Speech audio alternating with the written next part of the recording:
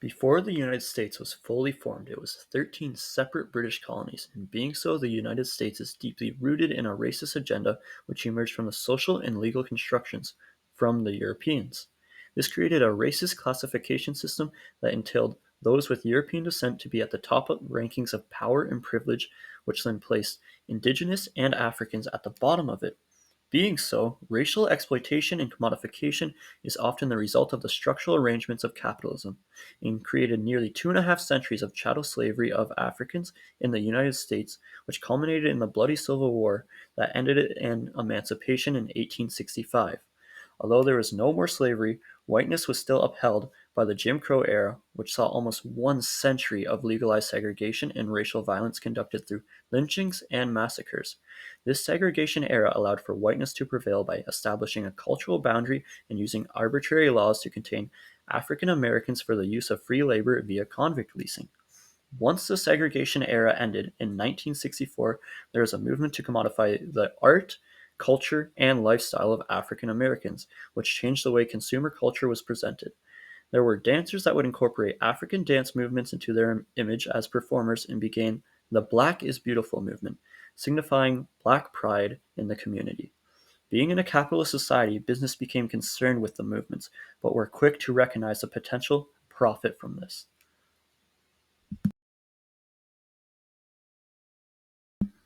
Sports were commodified within the last century, and they have been controlled by white heterosexual men with financial power in advanced capitalist societies ever since. One particular field where African Americans feel ostracized and commodified is within athletics. For example, Serena Williams is one of the greatest tennis players of all time, but she often faces remarks comparing her physical features to an animal, a man, while also being sexualized. In a Fox Sports column, it is said that she chose to smother her beauty in an unsightly layer of muscular blubber. Furthermore, African Americans are not only facing degrading animalistic comments surrounding their physical features, but also criminogenic stereotypes emphasized by the news and media.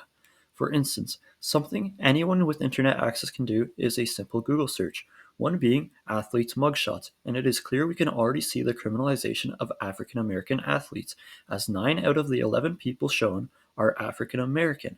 This example holds up whiteness while criminalizing blackness as the media amplifies stories with African American athletes who have committed crime. Intersection of the The most 5 and notable the case of 91 putting an freeway. African One thing American we have athlete been in the noticing, again, spectacle it's a is the very slow O.J. Simpson pursuit, trial. followed by Coverage that ensued numerous affected highway opinions on the patrol criminal vehicles. justice But system because of the by intensity, viewing it the seems like trial as people have heard entertainment. about what's In the going study in on, media and coverage and all the public opinion of overpasses the that we've O.J. seen have Simpson been lined trial, with it is clear that public perception created by the media made jurors more what likely to has been side going with on a down below celebrity, as while the also at the same time the creating further presumed separation vehicle between of whites and O.J. African Simpson is still Americans when traveling very debating the slowly value of the northbound criminal justice along the system. 5 freeway. Right? All your kids, all your wives, all your daughters will die. I'll make sure of that. Another aspect within media that upholds whiteness is how they utilize titles and headings of news articles.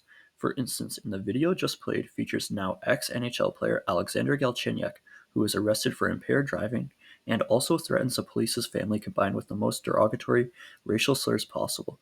But the video only mentions about threatening police's family, while also throughout the news article posted discusses his issues with alcohol abuse, which differs from how African Americans are treated by the media.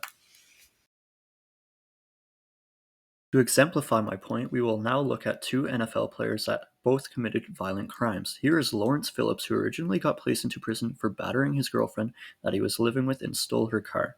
Now I'd like to focus on the choice of wording by LA Times, which said that he has been spiraling downward. Next is Barrett Robbins, who is white and played football for the Oakland Raiders. He was charged with 3 counts of attempted murder on officers, but SF Gate reports quite differently about him than LA Times did with Phillips. Here it is noted that he was suffering from an intoxicated bipolar episode. It is sadly often when a white person commits a crime, the media notes them having addiction issues or a mental illness, which calls them to act in such a manner, whereas African Americans are most noted to have anger problems or a tough upbringing. Those are few examples of just how the media demonizes and criminalizes African American athletes when compared to white athletes who have debatably committed worse crimes.